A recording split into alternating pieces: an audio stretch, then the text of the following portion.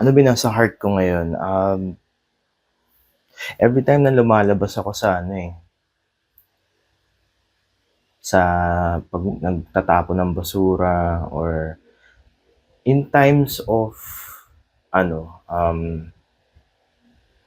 in times of parang napapag-isa. Hindi eh. Wait, hindi.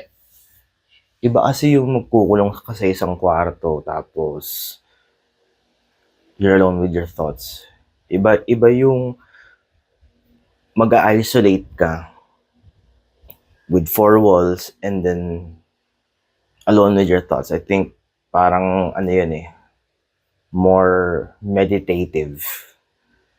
But ako, when minsan, when a menial, tama ba yung word, menial task, wala, lalabas ka, parang hindi pantay yung chair ko dito bigla. Uy! Wait lang. Sorry. O nga pala, no? Hindi pa. Ito na naman eh. Okay, babalikan ko to, pero it's about saying sorry. Okay, anyway. So, menial task of magtatapon ng basura. Hindi ko alam kung napuputol yung ulo ko, kaya nako-conscious ako eh. I get easily distracted. Isin ko lang yan. Okay, so, oy. Teka. Teka lang. Okay.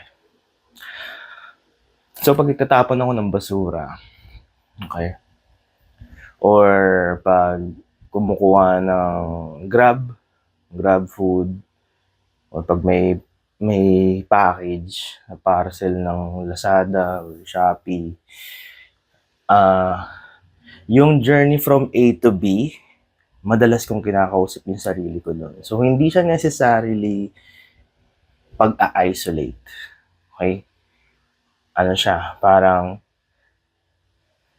it's more of where I'm at. Or yung, ano kaya yung kung ano kaya yung tawag doon? Yung task mo, kung if task requires point A to B, start and finish, ano yung gitna nun? Middle of the task, siguro. Yun na nga yun, siguro. In the middle of a specific task, I find myself parang mas active yung utak ko dun eh, compared sa self-isolation.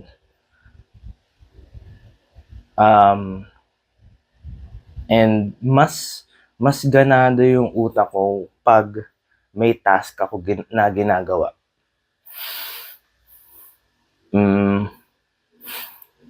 Minsan ba nakukuha niyo yun na pag kunwaring sasadyain yung papasok kayo sa isang kwarto or pag kunwaring mag-isa lang kayo sa isang lugar or uupo kayo sa isang park and then mag-iisip and yung purpose mo talaga ay to meditate. Minsan gumagana siya sa akin, minsan mas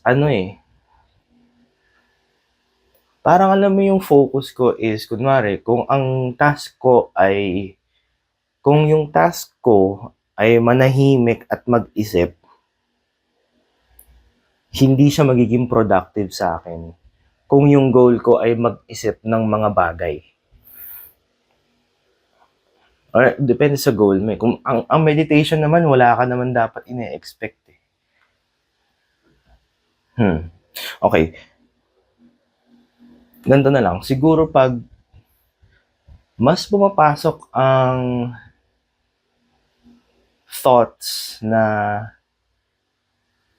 mas ine-entertain ko. Okay? Mas pumapasok yung mga thoughts na mas ine-entertain na interesting sa akin. Okay. What am I trying to say here?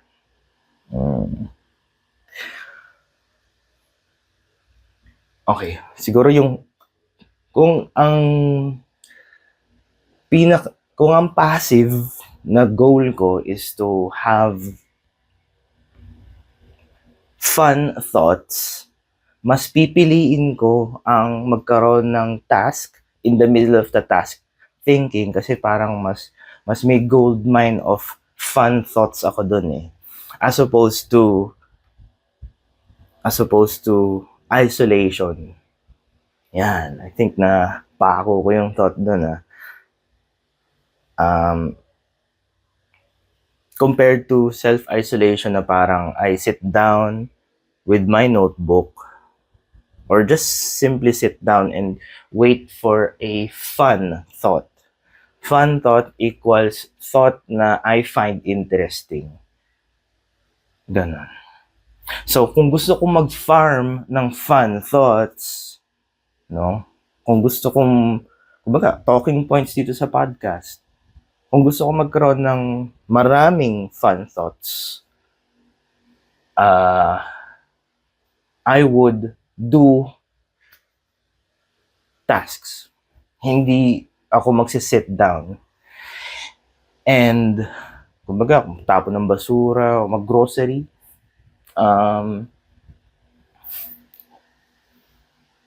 Kaya siguro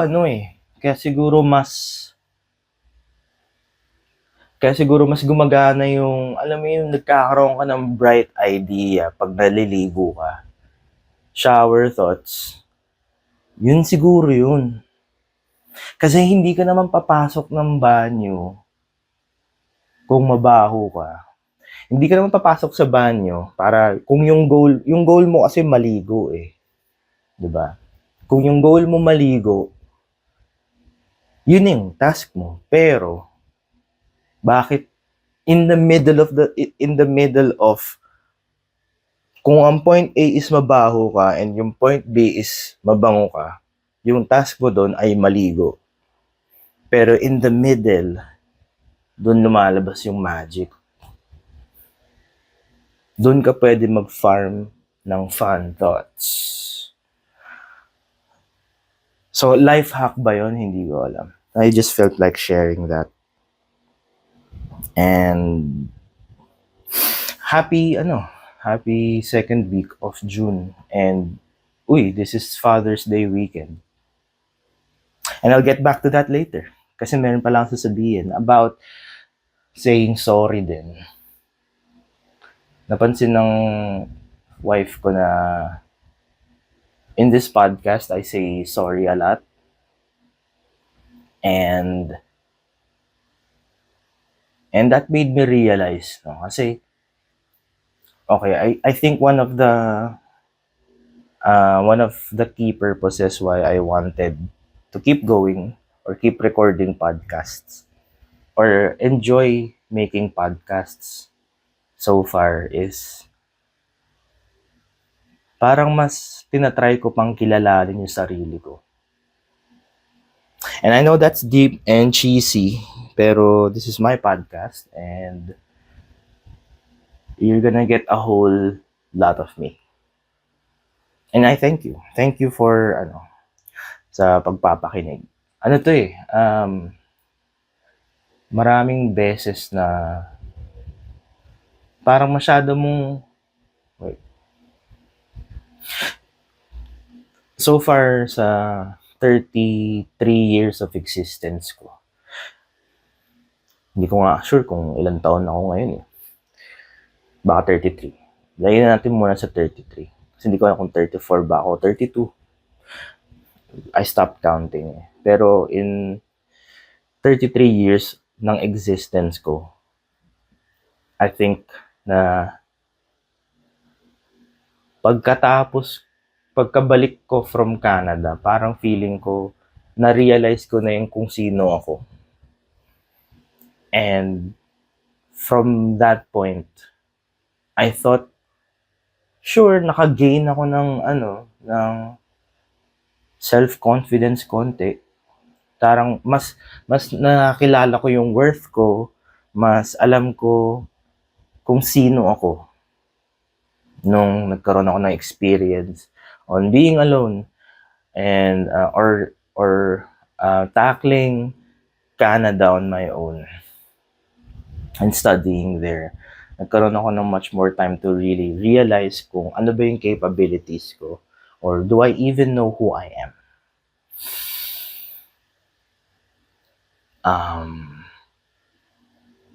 And I think maganda nga na na parang a requirement para maging adult is to know yourself first. Hindi ko alam kung mag-agree kayo. Pero, yun nga yung lagi kong pinapayo sa mga kapatid ko minsan when when faced with life decisions or big decisions. Do you know yourself well enough? But that's a different story. Nasa ba ako? Yun. So lately, akala ko na ngayon 33 years, akala ko parang 80% I am confident and I know who I am. And I believe that at that time. Pero ngayong mag-iiba eh. And pag once you entered sa isang milestone sa buhay mo, like for example, ako, when I got married, parang may ibibigay pa sa'yo si Lord na, okay, may na-unearth ka. No? May na-unlock kang skill tree. Kumbaga sa mga naglalaro ng RPG, mga naglalaro ng mga games dyan. Isang malaking branch of skills yan eh. Or self-exploration or self-study. Or ano ba? Inner self revelation. Imagine mo na lang kung nalaroon niyo yung Final Fantasy X. Sa Final Fantasy X kasi, meron silang node-based skill system na ile-level up mo.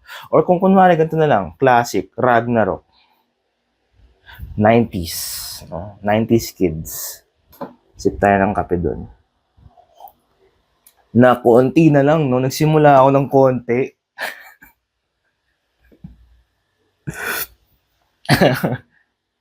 Simulan mo yung umaga mo ng konting kape lang. Anyway, sorry. Oh, yeah, yun nga. Nagsasorry kasi ako. Pero I'll get to that point later. Every time na you enter, kunwari ako, since nag-aral ako ulit, and then, ito, theory ko lang to I think every time na kumawala ka sa isang fear, or pag nag-jump ka sa isang na parang longing mo, pag kunwari kasi yung longing mo, barrier yan eh. Parang may barrier dun sa longing mo. No? Excuse me. If there's a barrier, if you're longing for something, tapos there's a certain barrier na fear, na natakot ka to take the leap. And then yun nga yung na-realize ko rin nung parang, do I go to Canada and risk my career? Kasi at that time, may trabaho na rin naman ako eh, before ako pumunta ng Canada. And I do have a relationship with my wife now. With girlfriend ko siya noon. Kumbaga, will I enter long distance relationship? Na I know it's risky. Pero there's a longing eh. Parang may call. Hindi ko alam kung si Lord or my selfish desire to expand yung kaalaman ko or yung environment mo. Kasi nung panahon na yun, I think this was around the 2010s. Parang puro Pilipinas. And I love the Philippines, no? Pero parang nagkaroon ako ng pakiramdam na may earth. Nasa isang face lang ako ng earth. And then, gusto kong tignan to. And then may longing and may giggle. Yun. It's a good word, no? Giggle. May giggle ka na makita yun. And anyway, so I took the leap. And then pag nalampasan mo yung barrier na yun, the Lord really just gives you kung yung akala mong kung naglalaro ka ng 2K na NBA 2K, ang dami kong analogies. Kung naglalaro ka ng 2K, may mga cap yung skills mo eh. Pero when you break the barrier and then chase your longings, yung overall mo na 99, dadagdagan pa ni Lord ng capacity pa yan for you to fill up. Parang yun yung naisip ko dun. No? Parang, so yeah, nung natapos ko yung stint or yung pag-study ko sa Canada, and I think pinabalik ako ni Lord. Siguro I'll tell that story, my Canadian journey on a next episode, or siguro further down the road pa. Parang dinadagdagan niya yung feeling mong puno ka na. You know, yung akala mong andito ka na sa mga nanonood ng audio. O hindi mo napapanood ng audio. Sa mga nakikinig sa audio lang on Spotify. Meron akong baso dito na ubos na actually. Mga isang lagok na lang ng kape. Pero akala mo puno ka na eh. Akala mo puno ka na pag na-reach mo na yung potential mo. Or kung na-reach mo na sa tingin mo yung gusto mong mangyari. And then magkakaroon ka ng giggle to break free. But there's a barrier of fear. Pero pag na-overcome mo yung barrier na yun, lalakyan ni Lord yung baso for you to fill it up. And magba-branch out ka na into more skills, more opportunities. So kung babalik ako sa Ragnarok, kung novice ka and pag yung basic skill mo pumatak na ng level 9 or job level 10 ka na, tapos gusto mo na maging archer o gusto mo na biglang maging mage, gusto mo na maging swordsman, babalik ka ulit sa level 1. And yung hindi ka na basic skill lang yung makikita mo sa skill 3 or first aid eh, or play dead.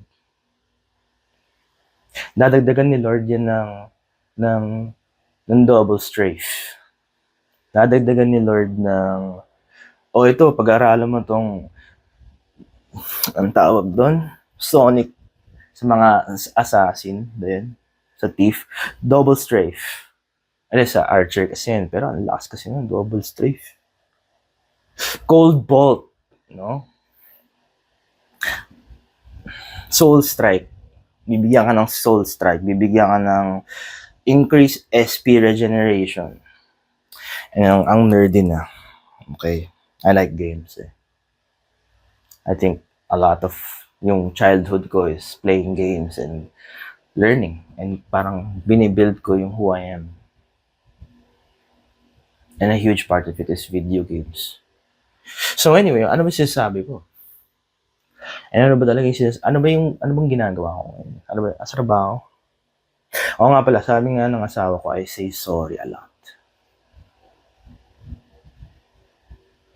And sumampal sa akin yun, actually. It's like saying, sa lahat ng mga sinabi ko and sa lahat ng mga in-achieve ko,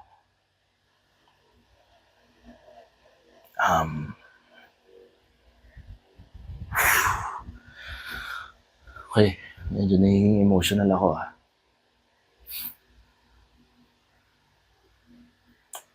Okay, give me a moment. Naiiyak na ako. Konti lang yung kape doon.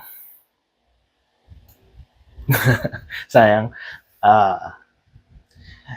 Parang napunta ako sa ibang dimension. Alam mo yung pag sinuntok ka ni Doctor Strange, yung kaluluwa mo biglang aalis.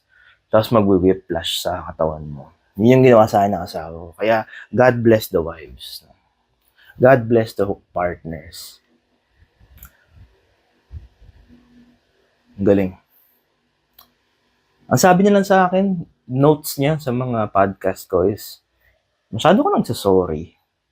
And I took it to a different level. She could mean na face value lang. Say sorry less. Pero hindi. Napunta ako sa, okay, am I saying sorry kasi kinakaya ko yung sarili ko? Parang, sorry, ganito yung podcast. Sorry, nagsispew ako ng opinions ko dahil ito yung learnings ko eh. And hindi naman ako closed-minded. I'm ready to learn. Kumbaga, I'm always a sponge. And hindi naman lahat ng sinasabi ko is universal truth. Kumbaga, kung may sinabi ako na thought, na fun thought,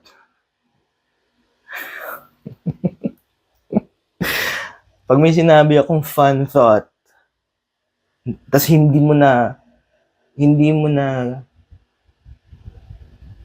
you didn't find it fun, kung ano yung fun thought ko, hindi fun thought sa'yo, ang pangit ng fun thought.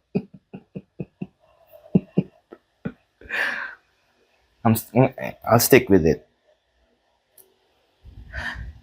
Then okay lang yun. Feeling ko magko-coexist pa rin tayo. Ang lapad ng mundo. Kung nararamdaman mo nga na ang liit ng mundo mo eh.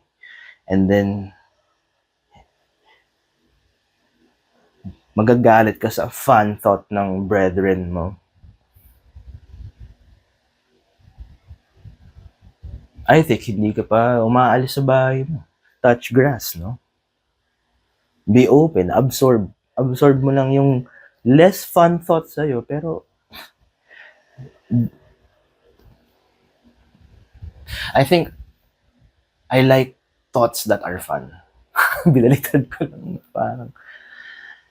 And I hope, parang the world would be more open to a lot of fun thoughts.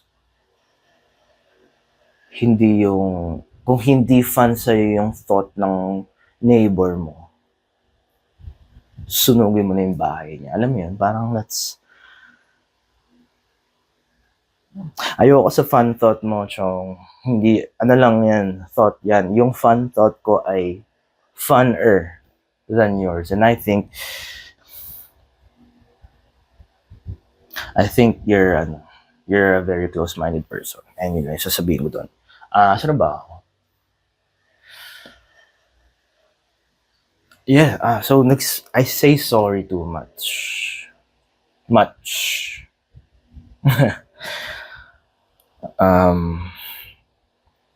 It's like saying na sorry na I broke my barriers. Sorry na hindi ko na-meet yung, or hindi yata to fun sa'yo. Pero, Hilton, fun thoughts mo to eh. Alam mo yun? You don't have to say sorry. Parang, it's like, ina-accommodate mo yung, kasi minsan kasi people pleaser ako eh. Na parang, and if anything, bakit ko to nare-record, no? Kasi I want to entertain. So, pero hindi naman ako people pleaser. Although, gusto ko sana, a lot of people are listening to this podcast, no? And share some fun thoughts. So, burp ako. Ayun. Siguro na ingrained na sa sistema ko na mag-sorry lagi kasi parang I think right now I would always see na I'm a disgusting person or a lot of things you might find na hindi funny or hindi mo cup of tea or cup of coffee. And then mafe-feel ko na parang, teka, I'll accommodate ko ano ba yung fun sa'yo. Ano ba yung fun thoughts mo? So, I could, sorry, let me fill your cup, or I don't know. Excuse my fun thoughts.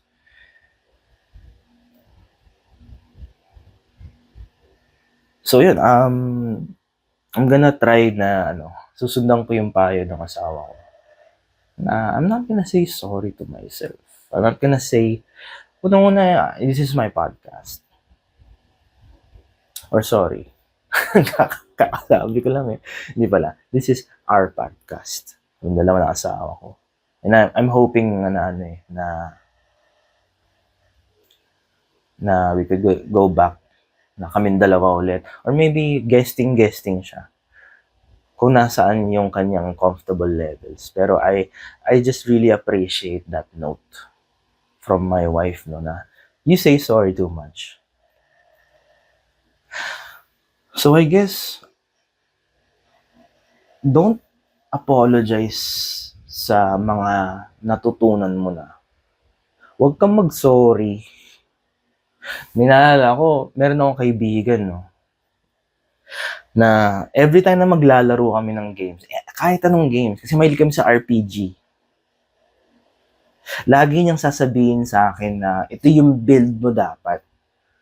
O pag level 9 ka na, maglagay ka na ng double strafe. O pagdating mo sa level 11, ton, i-max mo na lang tong agi mo, tapos 2 vit na lang, tapos okay ka na. Ganun siya maglaro.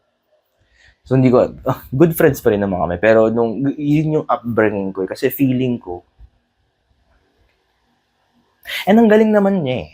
Magaling siya feeling ko siya yung pinakamagaling mag-Dota sa amin. Mga kaibigan ko na yun. Siya yung nagli-lead ng team sa game, no? And sasabihin niya sa akin, Ton, okay, pag level 20 ka na, pwesto ka dito, lagay ka ng 2 points sa VIT mo, and 2 points on AGI, whatever. And susunod lang ako. Pero, siguro, it came to a point na sinagot ko siya. Parang, Tol, huwag mo akong turuan.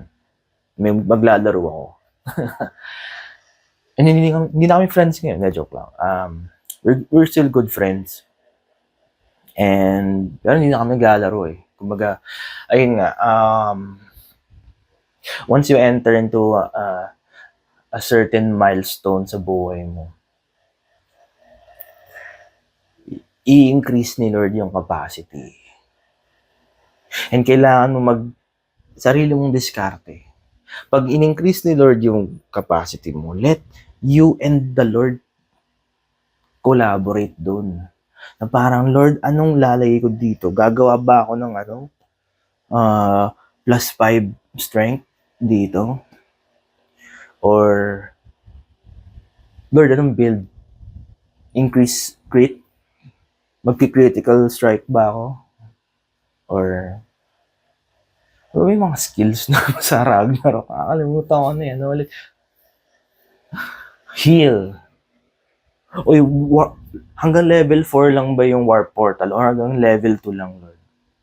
Lord, kailangan ko ba maglagay ng hanggang level 2 lang para 2 yung cities na pwede kong bibili ba ako ng blue gemstone? Kung ano man. Basta, na-enjoy ko yung Acolyte nung bata ako. So, naglalaro pa akong Ragnarok. Pero it should be a collaboration eh. And you can't let others dictate kung anong skill yung ilalagay mo. It's between you and the Lord. Kasi si Lord yung nag-introduce ng board eh. Hindi naman yung kaibigan mo eh. Na parang, you entered into marriage. Congrats. Ito yung board of new skills for you to fill up. Kasi may mag-gain ka ng experience, and then magkakaroon ka ng experience points, and gagamitin mo yung points na yun sa mga skills na to. Patience.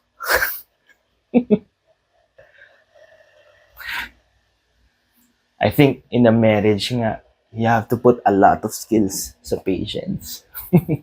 Kasi magma-merge na yung, iisa na lang kayo eh. Kumbaga, sa marriage, pinagdikit na kayo ni Lord eh. You will be joined into one body.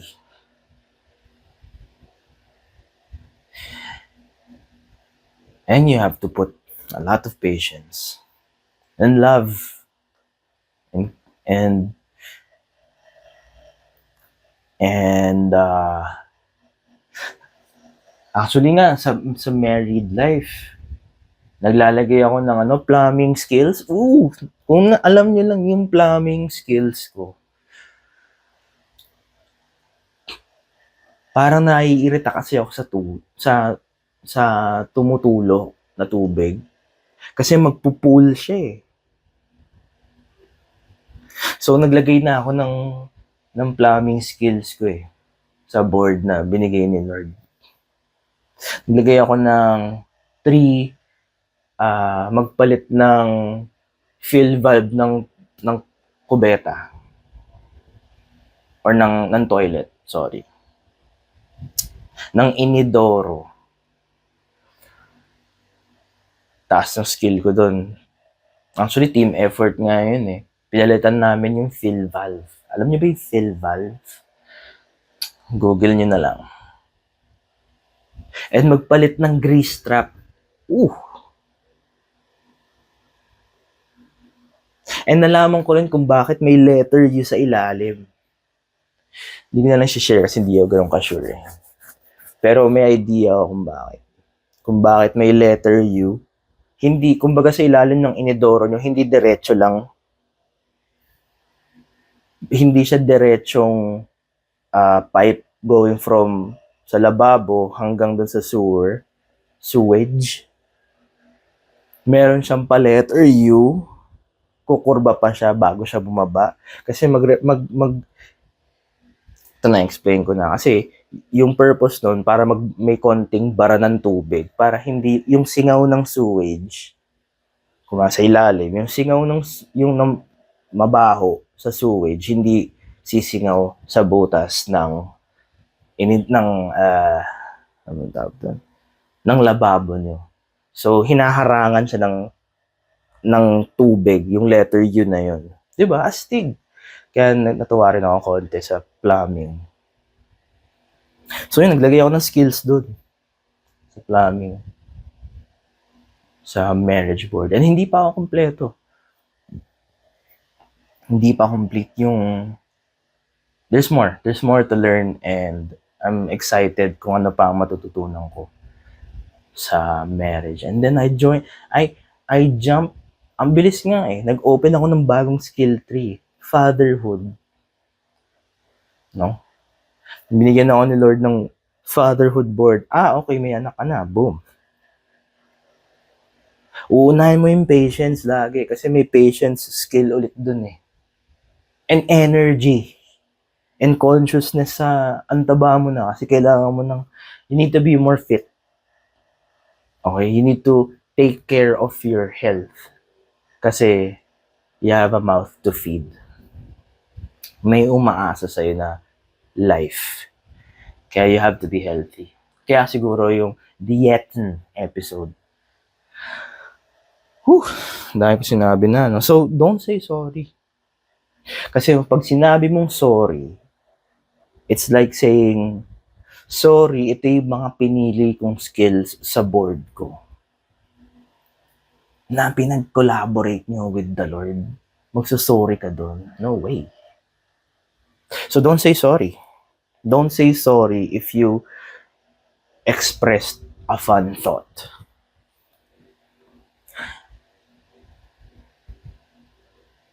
Dapat yung opening, dapat yung opening na sasabihin ko, Pandora's Box. Kasi for some reason, bago ako i-start yung episode, or yung mga fun thought walks ko, parang lagi akong nasa isip yung Pandora's Box. Na parang, ito, pag-usapan mo ito yung magandang jumping point or thought point. ng podcast mo, or talking point pala ng podcast, is itong box of, hindi ko nga, okay, hindi ko pa siya ginugoogle, and kaya siguro may phone dito kasi gugoogle ko siya kung ano ba talaga ang Pandora's Box. Ang pagkakaintindi ko sa Pandora's Box, and dahil nakuha ko lang to sa Greek mythology and maglalaro ng God of War, para siyang box na wag mong bubuksan kasi sasabog yung mundo mo.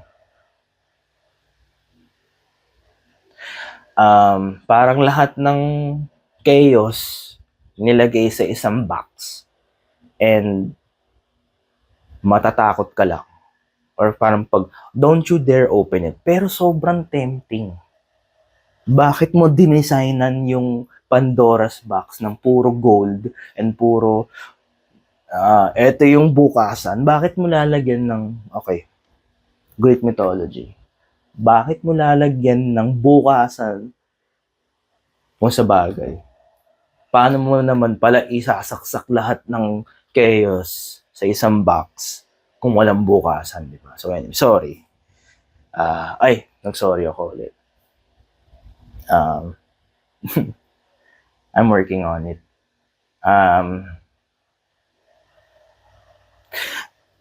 So yun, Pandora's Box. Yun daw, yung sa loob ng box mo is not to be open.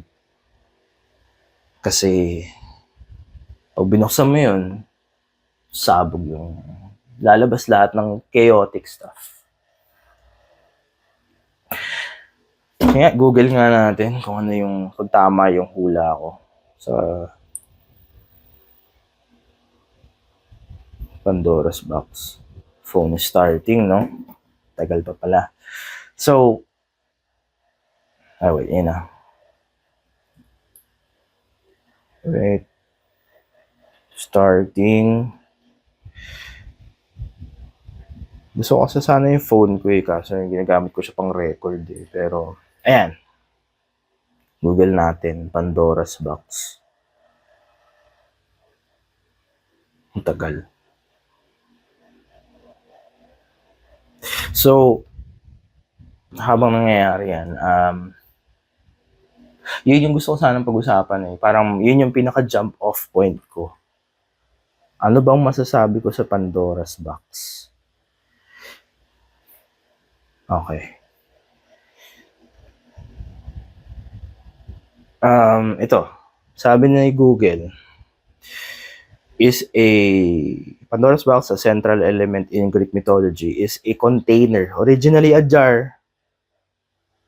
But, jar pala siya nung una. Pandora's jar. Baduy naman nun. Box mo na. Tsaka hindi mo pagkakasya lahat ng chaos sa jar.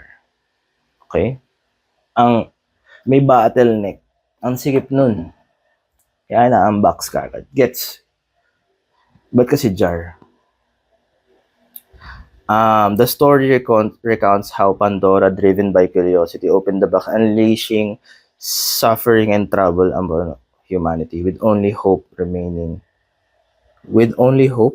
inside. Kaya pala Pandora's Box. Okay. The story of Pandora and her box is rooted in his poem that describes a jar filled with evils that Pandora gifted to mankind as a punishment.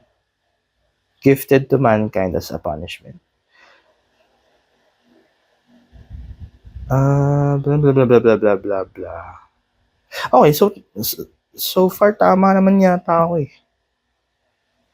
May box na niregalo para kung binuksan mo, puro suffering, chaos. So kahit pa paano tama naman yung pagkakaintindi ko so far sa Pandora's Box. Okay? So ano ba, bakit ko nga ba sinabi? Kasi feeling ko maganda siyang itahi sa sinasabi kong barrier. Feeling sometimes, what am I trying to say here po? Teka, pinapatay ko kasi yung cellphone muna Pero later na lang. Ano ba sinasabi ko about Pandora's Box? Feeling ko, naalala niyo yung minention ko um, about yung fear and the barrier sa pag na naghihinder sa'yo sa longing mo. I think yung barrier na yun is Pandora's box. Alam mo yan. What am I saying? Yun na na-imagine ko na sabi ng mankind, yung nasa loob ng box na yun is pain and suffering. So, huwag mong bubuksan. Pero bakit binigay sa akin?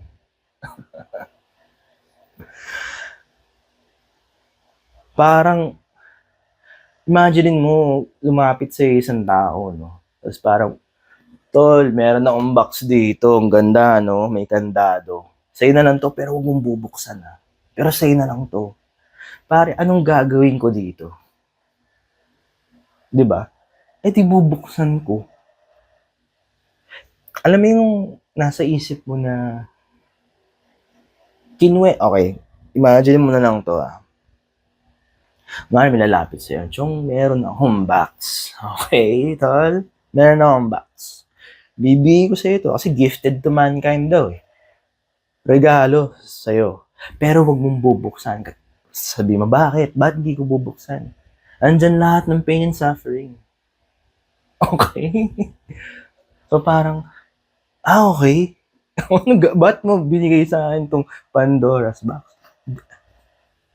I don't know. Pero yun lang ni-imagine ko no, na parang dinikta ng mundo na yung Pandora's box na yun ay puro pain and suffering. Pero bakit nanggigigil ka? Sabi nga nung bata si Pandora, no? Bakit ako sobrang curious, ano ba yung nasa loob nito? And I think parallel siya sa thinking natin na sobrang natakot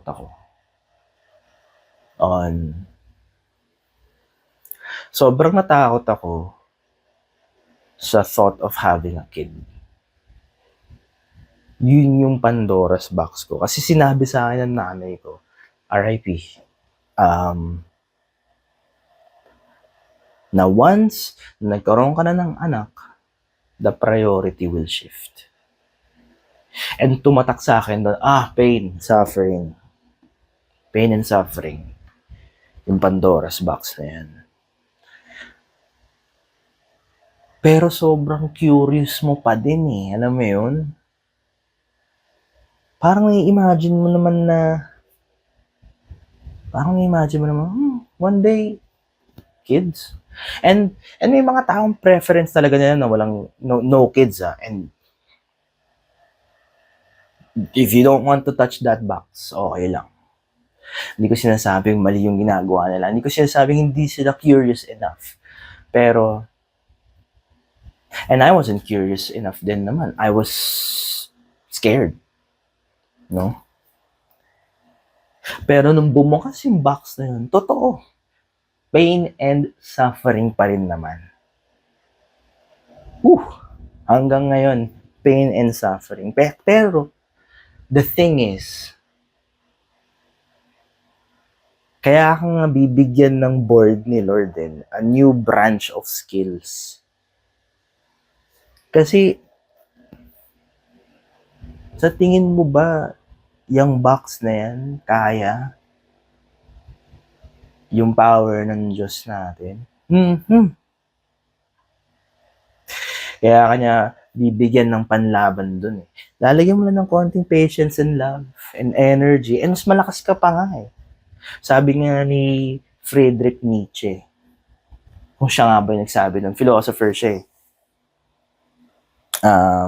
Shout out sa prof ko nung college na sobrang engaged ako sa world literature. Talagang yung klase niya, tuwang-tuwa ako kasi puro philosophers yung pinag-aralan namin. Sila Sigmund Freud, sila Ang pangalan na, ayun, si Friedrich Nietzsche, silang dalawa lang kasi yung favorite ko. But anyway, what am I trying to say here? What doesn't kill you makes you stronger. Okay? As long as hindi mo naman ikamamatay, it will only make you stronger, tol. Hindi mo naman ikamamatay magkaroon ng anak. And again, sorry. Sorry ako ng sorry. If you find na you really don't want a child, okay lang. Hindi kita pinipressure. This is not an episode na, oy, I don't know anything. This is just my opinion.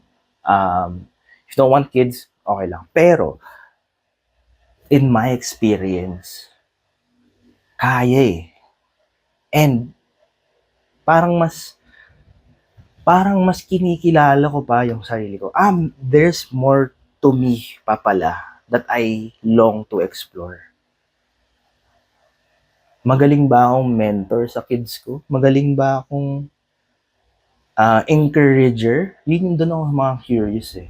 And yun yung mga iniisip kong maglalagay ng skills doon.